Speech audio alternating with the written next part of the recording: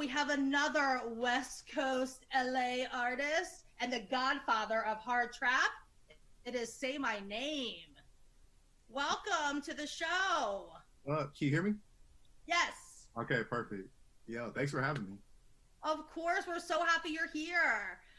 So let me just start off and, saying I want to talk about how you got the nickname, the godfather of hard trap. And I know they've been calling you this for a while. So can you talk about it a little bit? Yeah, so in 2012, and pioneered hard trap, the genre. And people that call me, the godfather, because literally, I started the genre from scratch. And it's basically a fuse between hard style or hard dance music and hip hop. That's awesome. I mean, wait, I just want to pause on what you just said. You started a genre. Yeah, literally, I created a whole genre. I mean, come on, like, how fucking amazing is that? Like, at the time, it was just literally like just like a hybrid like experiment. And I mean, fast forward years later, it's a legit genre. Yeah, no, that's awesome. So let's talk about this, because if people don't know, Say My Name, he's an electronic DJ. You've been doing this shit for years. Yeah. Your SoundCloud page, when I went to your SoundCloud page, I don't know if there's any other artist that I've ever scrolled as much as I did. Yeah, I have a lot of just OG remixes. And yeah. Like your live sets, all of that. And, you've been on, I mean, I think I got down to like 7 years, and I don't know, at that point I was like, all right, like, yeah. I'm done. But it probably goes back even further. But with that, like, a lot of, we have a lot of people on the platform that, are, at-home DJs, or, have things that they're doing at home and wanting to learn and do more. And like, what piece of advice do you give for some of these kids that are trying to kind of break out in the electronic space, that are on SoundCloud right now? On SoundCloud, like specifically on SoundCloud. So I'll just talk about how I literally started on SoundCloud, like from day one. Yeah, that would be great. As a DJ, I started by uploading remixes, bootleg remixes, and then from there, blogs. That's how my name got around, because blogs, they saw these like hard trap remixes that I was doing of these like other popular dance music tracks, or just any track in general. And I think my biggest piece of advice is to stay consistent with your uploads. I'm not saying like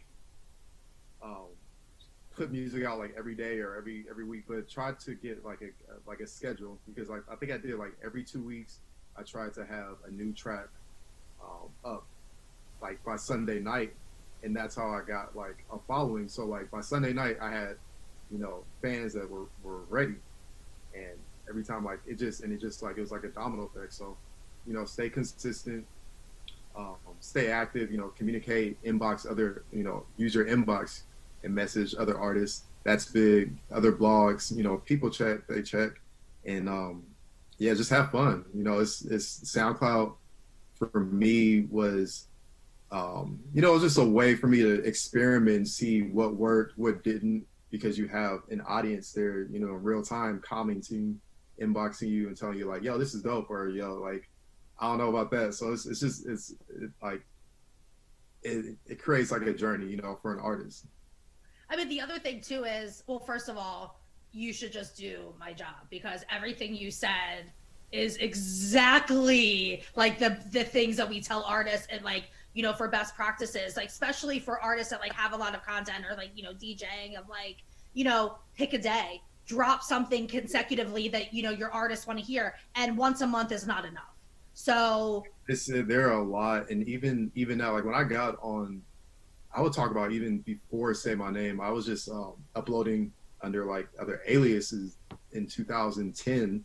And I remember like, I think SoundCloud was still fairly new, and there was still like, it was still a very active community. And even now there's more artists, there's more, rappers. I don't even think there were many rappers at the time on SoundCloud. Yeah.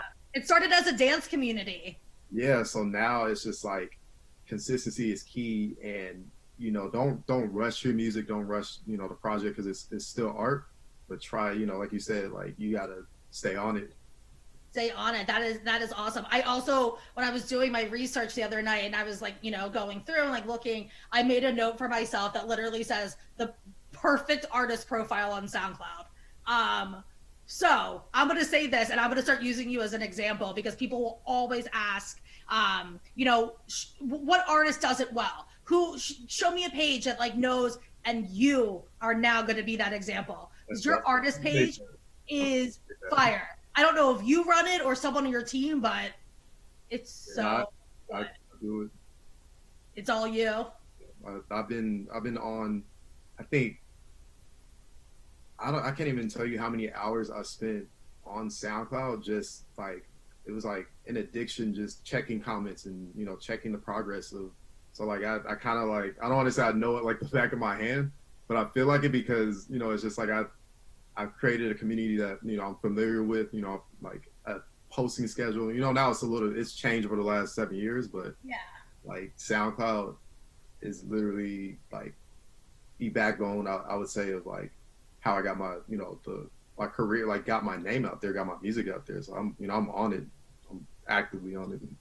And that's exactly it. Like the way that this platform works is you have to be actively on it. If you just want to post a track and expect everyone to do the work, it just doesn't, it doesn't move, it doesn't move like that in SoundCloud. So yes, if you guys want to see, everyone that's tuning in, if you want to see an artist profile that is done perfectly, I'm going to say perfectly, it's definitely Say My Name. So please check that out. Yeah, I mean, it's like all of our best practices, like just the way it looked, your contact information is there. People want to get in touch or, book you for a show. Like people forget like that messaging feature is so huge. It is. SoundCloud, Yeah, I've used it. I've reached out to artists. I couldn't even imagine what responds to me. And, they actually responded. I'm like, wow, like just simple feedback on tracks in the past. Like it just like it, still blew my mind, It's amazing. So, okay. You've been doing this for a while. The other thing I thought was amazing is in your bio that it gives your height, that it says you're 6'5". So I'm like, oh my God, I can't wait to meet him. I'm sure. So anyway, it was just funny because they're like 6'5" standing over there. And I was like, okay. Yeah, I love that. I love that it was a call out. But you literally went from like being in college, right? Working at Guitar Center to like getting an agent kind of thing. Can you tell us a little bit about that story and like how you got discovered and the whole thing? Yeah. So, I'll take it back before Guitar Center. So in 2013, I would say is when I got my like kind of first like breakthrough or discovery. And it was through the EDC Insomniac. They had their discovery project competition. And when I was in college, this was my senior year. Actually, yeah, this was right before my senior year. And I graduated from Chapman University in Orange County. I was working on campus. So I was doing that time 15 units, working, on campus, and then still trying to juggle, upload SoundCloud. Like, so I was like upload on SoundCloud. So I was just like juggling 3 different things. Those were my 3 priorities were literally school, work, and then music. And, when I won the Discovery Project in 2013 and played EDC Las Vegas, that was just like a whoa, like a big wake up call. So, from there I just kept grinding. Fast forward to, a year later or a couple of years later, I'm still working. I'm still working at Guitar Center back home. I was living with my parents, working at Guitar Center. And then, through my manager, I was able to get an agent. I'm currently signed with Paradigm. And that, that was the moment when I was able to quit my job and tour, full time. And, I never looked back after that. It was just like, it's just the work kind of, it's just, I don't know, it just created like a domino effect of just different doors opening, Yeah. No, that's awesome. And like, I mean, your story is just so, I mean, I think it's so relatable. You know what I mean? Like you were just like, a kid who wanted to make music and like you went to college because, that's what people tell you should do. And, you go and do it. But like, the whole time you were still pursuing your craft, and I think that's a lot of it, that's very relatable to a lot of people watching, and a lot of the kids that are on SoundCloud. So, Yeah. And the biggest thing is making music and putting it out, but being consistent with it. That's it.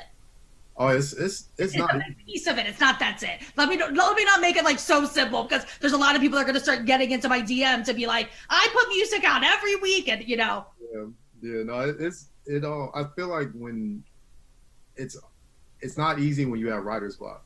It's easy when you have the vision, you have the passion for a sound, and you know exactly what you want to do. That's when the music literally just it flows like I was doing these. I don't. You probably saw them on my SoundCloud. Actually, I put like a few of them private, but I was doing these theme song remixes in 2013, where like I had remixed the Barney theme song, remixed Rugrats, Barbie, and when I was doing those, it was for fun, but they were just flowing so easy because it was just like I was having fun with them, no pressure, right? Like stuff like that. That no matter what I'm putting out now, if it's like hard music, whatever, you can still go back on my SoundCloud and see that little like period where I was just like doing these remixes. Because for me, it was just like I was just letting the creativity just flow. I picked a theme. I was like theme song remixes, nostalgia, and that's when music can feel natural. When it's just you put no boundaries. You just you're just making it. Because it's fun and yeah. Agreed. And like that's what I love about that's what I love about SoundCloud, is that like you can have that opportunity and you can have fun with those kinds of things. You can put it out and it doesn't have to live forever. If for whatever reason you were like you woke up, you're like, oh shit. Nope, or like that is not like you can take that stuff down, it doesn't have, or make it private. Like it doesn't have to live on your page forever and ever if you don't want it to, so it's okay to try things and experiment and let your fans or let people hear it. Ask other artists for their opinions. Use the artist community to help give you feedback. So with that, I'm kind of curious to know like who you're listening to right now. Like what's been motivating you right now? Right now, so like in the last couple months during like this whole like quarantine, I've been running a lot, just getting my exercise going. I think that has been affecting my like what I listen to now. So I've been listening to a lot more trance music, which is I love trance. Is keeps me like energized. A lot more trance, a lot more hip hop. I think I don't want to say I slept on Kendrick Lamar, but like Kendrick Lamar was one of those artists who I've heard his music on the radio, and I'm like, yeah, Kendrick, he's dope. But I think for the first time in the last like few weeks, I just sat there and I really started listening to his whole albums like back to back to back. And yeah, I'm kind of in that vibe right now, like that TDE vibe, Kendrick, like Schoolboy, all those like that West Coast sound. Yeah, my vibe too. That's so cool. Yeah. How did you get into dance music? Like, I'm just curious, like how that even started for you. Yeah. I got into dance music around 2009. One of my friends, she had sent me a link, SoundCloud or not SoundCloud, YouTube link actually to Dead Mouse, and she was like, "Yo, check this out. I know you like you make music. Have you ever thought about making dance music?" And I was like, "What is that? Like, is it techno?" That's what I used to call it at the time. And I listened to it, and I was like, "This is dope." And then went to my first rave that year, and after that, that rave experience, I was just, I just stopped making hip hop music for a little bit, and I just started focusing on dance music. That was my first big like whoa moment. Going to that transition over. Yeah, it was a big crossover period for me because I literally I like went from just making hip hop to just stepping into a genre that like I had no idea really even existed. And I'm just curious how you feel. Do you know Aluna from Aluna George? Yeah. I don't want to assume, but she just made this big call to action on Friday. Are you aware of it, or did you see anything about it? On Friday, no. No, you should check it out. I think it's really cool. So she basically made a call to action just talking about, being a minority in the dance space and how it's like extremely underrepresented, and she acts, just a call to action to all the, dance community and, curators and, playlisters to like, to really focus on, on this side that, of the space that's been slept on, I think a little bit. It was cool. She created also a playlist on her SoundCloud page with a bunch of artists that she feels like need, that don't get the representation or the love or support. So I was just like, kind of curious, like if, your take on that and being in this space and being, a Black guy in the dance space. There's not a lot of people that look like you, I feel like, at these festivals. Yeah, I think it's really that. I think what she's doing is, it's really important. And I'm not even just saying like because of what's going on. Just there's not many Black artists in dance music, and given the circumstances of everything that's been going on, and like I think it's really brought more attention to the history of like where dance music has started, and a lot of people don't know that dance music at the core, like the roots of it, Black artists started dance music, and they were pioneers of these major genres back in like Chicago, Detroit, and I think it's just really important for artists to just like understand the history so they can understand the present, where like kind of like just understand the transformation of dance music, where it was then and where it is now. You all like whatever route, whatever I guess like spectrum of the industry you're in, whether you're like an artist, a painter, I think you should just you need to know your history. And I actually want to talk about an event I just put on. It was called One Beat. Yes. Yeah, I think that was, that's a good segue into that. I was gonna say it was literally like my next thing that I was gonna go with. So you're right on the money. Continue.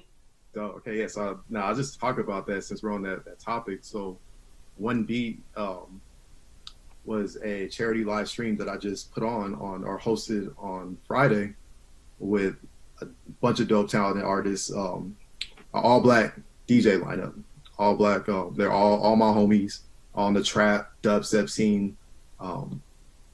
And it was a phenomenal event because what we did was, first of all, we raised money for the Los Angeles Urban League, a charity in Los Angeles whose mission is to empower and enrich African American and minority communities.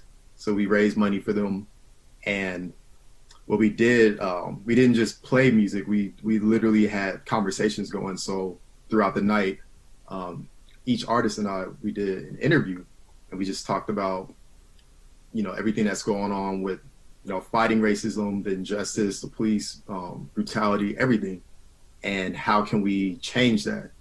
How can fans get involved? How can fans use their platform, use their, how can we use our platform as artists?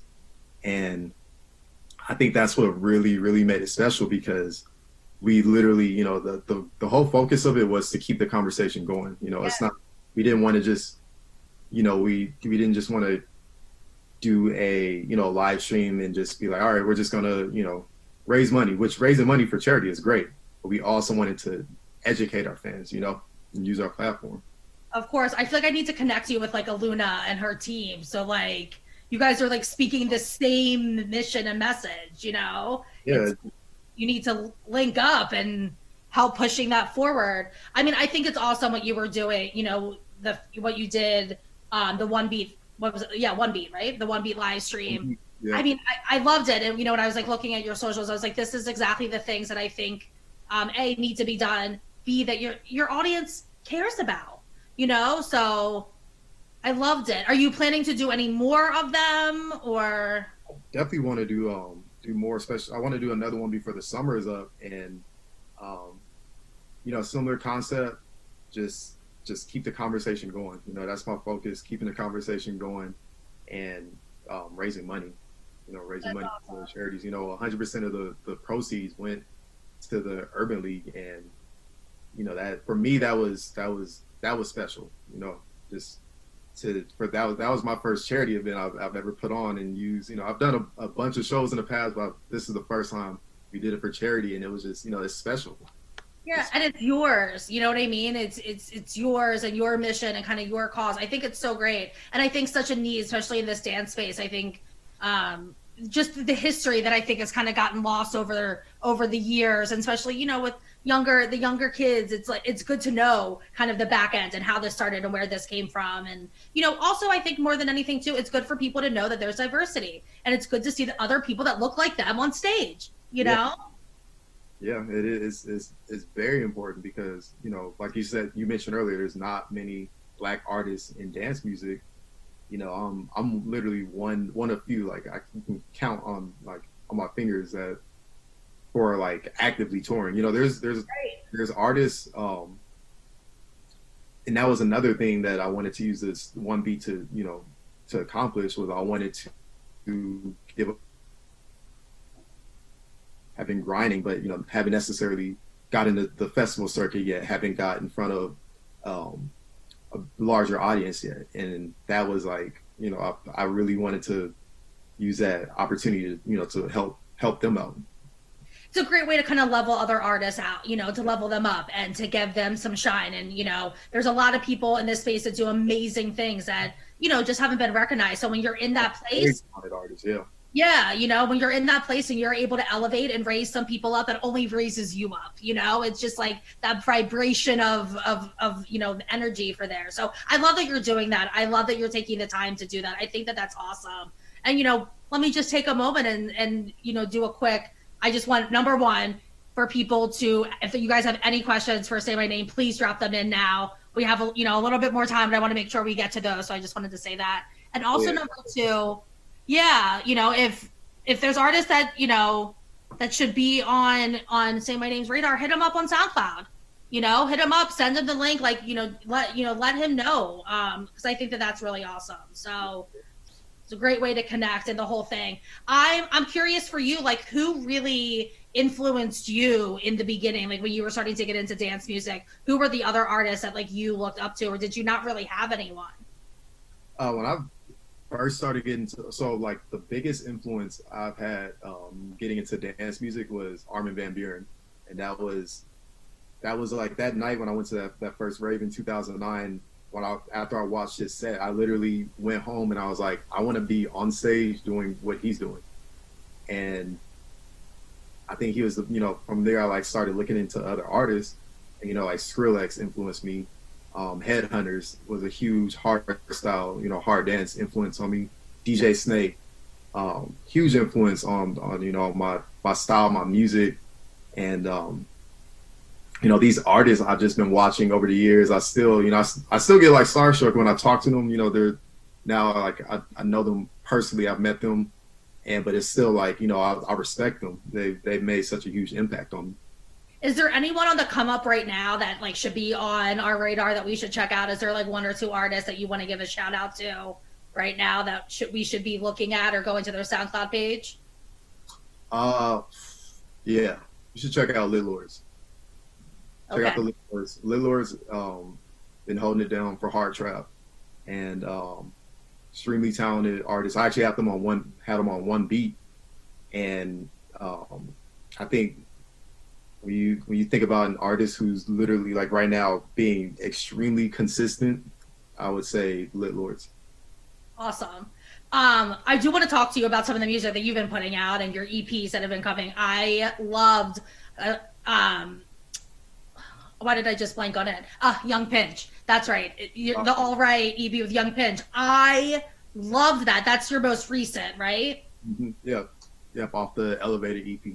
The Elevated EP that came out. So I mean I literally just have a big like love and like big that I wrote next to my note on it. Can you tell me a little bit about that song and like how did you get hooked up with Young Pinch? How does that work for you, that creative process? Yeah, so Young Pinch and I, we met actually at EDC 2019, and I brought him out during my set as a special guest, and like we vibed. Like he, I love his energy, his style. We talked about it. We're like, yo, let's do a track.